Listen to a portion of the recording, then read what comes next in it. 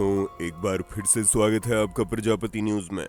क्या आपने कभी खुद से पूछा है, जिस चांदी की एक छोटी सी अंगूठी आपके हाथ में चमकती है, वो धरती के अंदर आखिर किस रूप में छुपी होती है?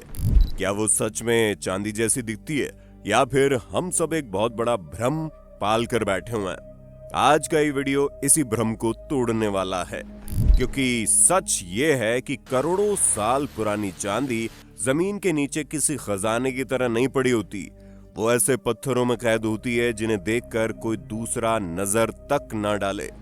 कल्पना कीजिए, हजारों फीट नीचे अंधेरा, जहरीली गैसें, विस्फोटों की गूंज और एक ऐसा पत्थर जिससे एक टन तोड़ने के बाद भी बस कुछ ग्राम चांदी निकलती है। तो सवाल ये है, फिर यह चमकदार आती कहां से है? इस वीडियो में हम आपको बताएंगे वो पूरा सफर जहां पत्थर पाउडर बनता है, केमिकल अपना खतरनाक खेल खेलते हैं और बिजली आखिरी फैसला करती है। अगर आपने अंत तक देखा तो चांदी को देखने का आपका नजरिया हमेशा के लिए बदल जाएगा। चलिए फटाफट कमेंट में बताइए मेरी आवाज आपको कैसी लगी।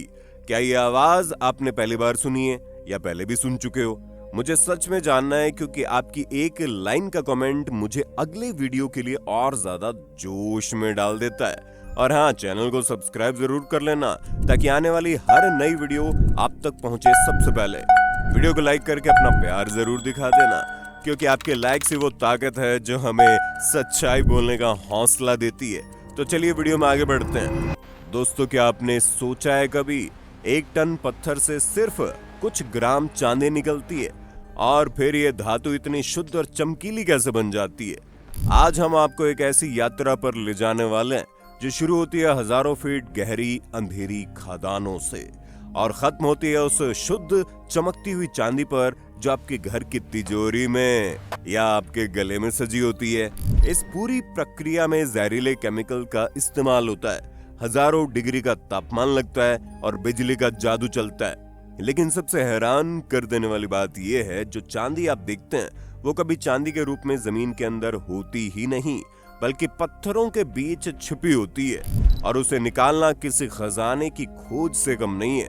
और ये खोज कैसे होती है, आज की इस वीडियो में मैं आपका दोस्त विशाल प्रजापति आपको सब कुछ बताऊंगा। बस वीडियो में इसी तरह बने रहिएगा। सबसे पहले हम समझते हैं कि चांदी आखिर मिलती कहाँ है।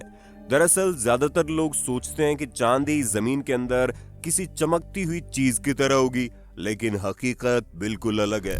चांदी असल में पत्थरों और दूसरे धातुओं के साथ इतनी बुरी तरह मिली हुई होती है कि उसे पहचानना भी मुश्किल हो जाता है। ये अक्सर सीसा, तांबा, जिंक और यहाँ तक कि सोने के साथ भी पाई जाती है। इसीलिए जब कंपनियां तांबे की खुदाई करती है तो उन्हें बोनस के तौर पर चांदी भी मिल जाती है। मजेदार बात यह है, शुद्ध चांदी की नसें इतनी दुर्लभ है कि उन्हें ढूंढना लॉटरी जीतने जैसा है। अब बात करते हैं इस चांदी को जमीन से निकाला कैसे जाता है। दोस्तों, इसके लिए दो तरीके अपनाए जाते हैं। पहला, अंडरग्राउंड माइनिंग, जिसमें इंजीनियर जमीन के अंदर मीलों लंबी सुरंगें बनाते हैं और हजारों फीट नीचे उतरते हैं। यहाँ अंधेरा इतना घना होता है कि बिना हेलमेट लाइट के कुछ दिखता ही नहीं। दूसरा तरीका है ओपन पिट माइनिंग, जिसमें जमीन की ऊपरी परत को हटाकर एक विशाल गड्ढा खोदा जाता है। ये गड्ढे इतने बड़े होते हैं कि उनमें पूरी बहुमंजिला इमारतें समा जाएं। दोस्तों, अब शुरू होता है असली खेल, जहां इंजीनियर्स पहले उस इलाके का सर्वे करते हैं जहां चांदी के संकेत मिलते हैं। फिर वहां ड्रिलिंग मशीनों से छेद करके विस्फोटक से भरे जाते हैं। जब ये विस्फोटक फटते हैं तो धमाके की आवाज कई किलोमीटर दूर तक सुनाई देती है। मजबूत चट्टानें टूटकर छोटे पत्थरों में बदल जाती है। ये पत्थर इतने भारी होते हैं कि एक ट्रक में सैकड़ों टन वजन लादा जाता है। फिर इन विशाल ट्रकों और कन्वेयर बेल्ट की मदद से लाखों टन पत्थर फैक्ट्री तक पहुंचाए जाते हैं। जब ये पत्थर का पहाड़ फैक्ट्री में पहुंचता है तो यहाँ से शुरू होता है विज्ञान और केमिस्ट्री का असली खेल। सबसे पहले इन विशाल पत्थरों को तोड़ना जरूरी होता है, क्योंकि बिना तोड़े इनसे चांदी निकालना नामुमकिन है। इसके लिए जबरदस्त क्रशर मशीन लगाई जाती है जो एक फ्रीज के आकार के पत्थरों को पल भर में छोटे टुकड़ों में बदल देती है। लेकिन ये काफी नहीं है। इसके बाद इन टुकड़ों को और भी छोटी मशीनों में भेजा जाता है जो इन्हें बजरी के आकार में बदल देती है। अब आता है सबसे दिलचस्प हिस्सा, जिसे बॉल मिल या रॉड मिल कहते हैं। ये एक विशाल घूमने वाला ड्रम होता है जिसके अंदर स्टीम की गोलियां या छड़ें भरी हुई होती है। जब ये ड्रम लगातार घूमता रहता है तो ये स्टील की गोलियां पत्थरों को आपस में रगड़ती है और मारती है। इस घर्षण से पत्थर इतना बारीक हो जाता है कि ये बिल्कुल आटे जैसा पाउडर बन जाता है। अगर आप इसे हाथ में ले लें तो लगेगा जैसे आप बहुत महीन मिट्टी को पीसने की तैयारी देख रहे हैं। ये पीसने की प्रक्रिया इसलिए जरूरी है क्योंकि चांदी के कण पत्थरों में इतनी गहराई से फंसे होते हैं कि बिना पाउडर बनाए इन्हें अलग करना असंभव हो जाता है। अब हमारे पास एक ऐसा पाउडर है जिसमें चांदी, तांबा, सीसा और बेकार की मिट्टी सब कुछ मिला हुआ है। इस मिश्रण से सिर्फ चांदी को बाहर निकालना सबसे बड़ी चुनौती है और यहीं पर साइंस की असली जादूगरी शुरू होती है। इसके लिए दो मुख्य तरीके इस्तेमाल में लाए जाते हैं। पहला है फ्लोटेशन और दूसरा है साइनाइड लिंचिंग। दोस्तों, फ्लोटेशन की प्रक्रिया बेहद दिलचस्प होती है। इस महीन पाउडर को पानी से भरे विशाल टैंकों में डाला जाता है और एक गाढ़ा घोल तैयार कर लिया जाता है। अब इसमें कुछ खास केमिकल मिलाए जाते हैं जो बहुत चुनिंदा होते हैं। मतलब एक केमिकल सिर्फ चांदी और तांबे जैसी धातुओं से चिपकते हैं, बाकी मिट्टी और पत्थरों को छोड़ देते हैं। ये बिल्कुल वैसे ही है जैसे चुंबक सिर्फ लोहे को खींचता है, बाकी चीजों को नहीं। अब टैंक के नीचे से तेज हवा छोड़ी जाती है जो पानी में हजारों बुलबुले बनाती है। ये बुलबुले ऊपर उठते हुए इन कणों से टकराते हैं जिन पर केमिकल लगा होता है, यानी चांदी और तांबे वाले कण। चूंकि ये कण अब हल्के हो गए हैं इसलिए बुलबुले उन्हें अपने साथ ऊपर खींच लेते हैं और पानी की सतह पर एक मोटा झाग बन जाता है। ये झाग बिल्कुल वैसा ही दिखता है जैसे दही में मलाई तैरती है। इस झाग को बड़े चम्मचों या स्कूपर से हटा लिया जाता है और इस तरह चांदी से भरे कण बाकी बेकार की मिट्टी से अलग हो जाते हैं। इस सामग्री को कंसंट्रेट कहते हैं, जिसमें अब पहले से कहीं ज्यादा चांदी होती है। लेकिन अगर चांदी की मात्रा बहुत कम हो या फ्लोटेशन से पूरी तरह न निकले तो वैज्ञानिक एक और तरीका अपनाते हैं जिसे साइनाइड लिचिंग कहते हैं। दोस्तों, अब ये नाम सुनते ही डर लगता है क्योंकि साइनाइड एक बेहद खतरनाक और जहरीला केमिकल है। लेकिन साइंस में इसका कमाल देखिए, ये सिर्फ चांदी और सोने को ही घोलता है, बाकी सब कुछ छोड़ देता है।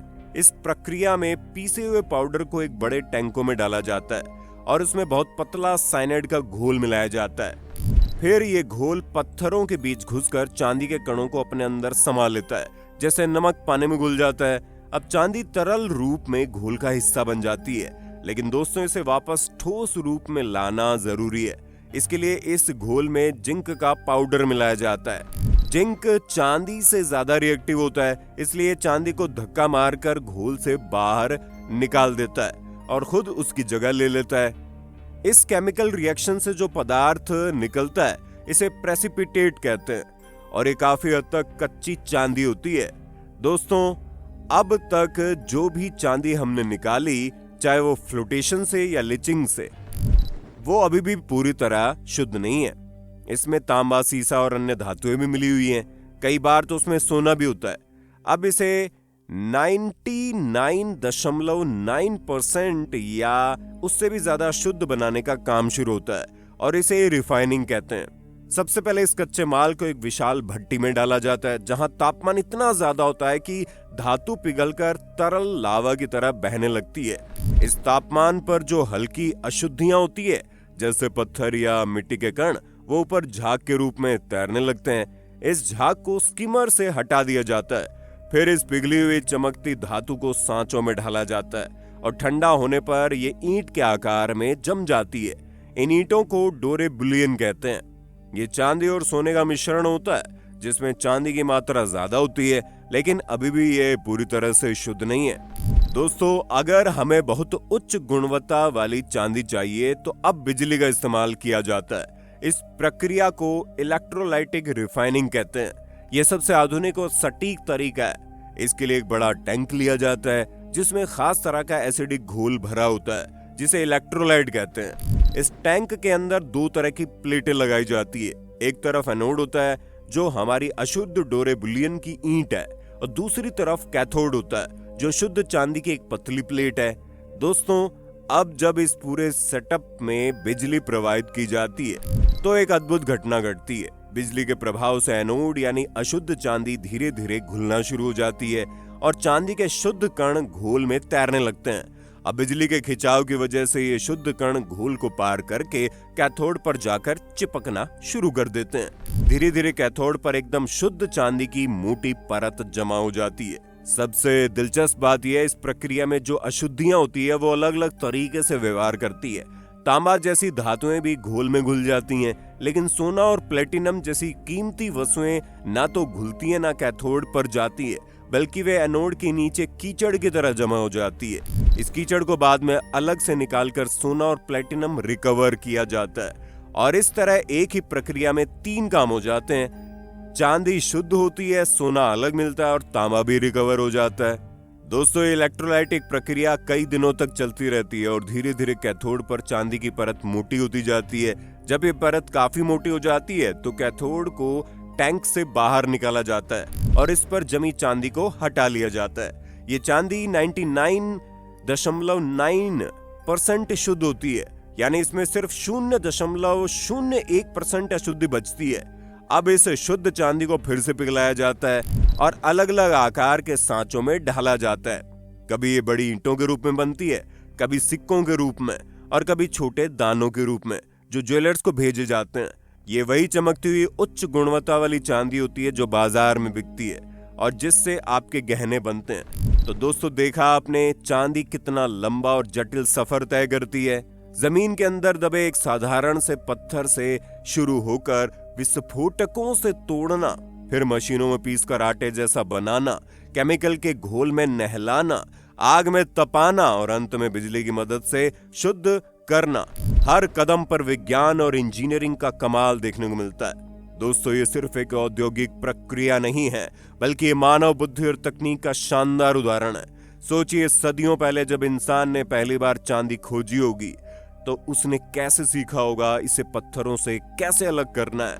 आज हम जो आधुनिक तकनीक इस्तेमाल करते हैं वो हजारों सालों के प्रयोग और गलतियों का नतीजा है। दोस्तों, चांदी की शुद्धता ही तय करती है इसका इस्तेमाल कहाँ होगा। अगर ये 99% शुद्ध है तो ये गहनों में जाएगी। अगर ये और भी शुद्ध है तो ये आपके लैपटॉप, मोबाइल फोन या हाईटेक गैजेट्स के अंदर जाएगी, जहां इसकी बेहतरीन बिजली संचालन क्षमता का इस्तेमाल होता है। चांदी सौर पैनलों में भी इस्तेमाल होती है क्योंकि सूरज की रोशनी को बिजली में बदलने में मदद करती है। यहाँ तक कि कुछ दवाओं और एंटीबैक्टीरियल प्रोडक्ट्स में भी चांदी के कण इस्तेमाल होते हैं। ऐसे में अब जब भी आप चांदी की कोई चीज देखेंगे, चाहे वो आपकी माँ की पायल हो या आपके फोन के अंदर का सर्किट बोर्ड, तो आपके इसके पीछे की पूरी मेहनत और विज्ञान याद आ जाएगी। आपको याद आएगा वो खदान जहां इंजीनियर्स खतरा उठाकर जमीन के अंदर जाते हैं, वो विशाल मशीनें जो पत्थरों को पाउडर बनाती है, वो केमिकल जो जादू की तरह चांदी को अलग करते हैं और वो बिजली जो एकदम इसे शुद्ध बना देती है। दोस्तों, ये पूरा सफर हमें सिखाता है कि प्रकृति ने अपने खजाने आसानी से नहीं दिए। हर कीमती चीज के पीछे मेहनत, विज्ञान और तकनीक का संगम होता है। चांदी की एक छोटी सी अंगूठी बनाने के लिए टनों पत्थर तोड़े जाते हैं, हजारों लीटर पानी इस्तेमाल होता है और कई दिनों की मेहनत लगती है। तो दोस्तों, अगर आपको ये पूरी जानकारी दिलचस्प, ज्ञानवर्धक लगी हो तो कृपया इस वीडियो को जरूर लाइक कीजिए, अपने दोस्तों, परिवार वालों में शेयर कीजिए ताकि उन्हें भी इस अद्भुत वैज्ञानिक प्रक्रिया के बारे में पता चले। और हाँ, चैनल को सब्सक्राइब करके बेल आइकन दबाना मत भूलना। हम फिर मिलेंगे नए वीडियो में, तब तक के लिए जय हिंद, जय भारत। दोस्तों, आपकी स्क्रीन पे 2 और वीडियोस दिख रही हैं, जिसे देखने के लिए आप इस स्क्रीन पर क्लिक करें। दोनों देखिएगा, बहुत अच्छी वीडियो बनी है।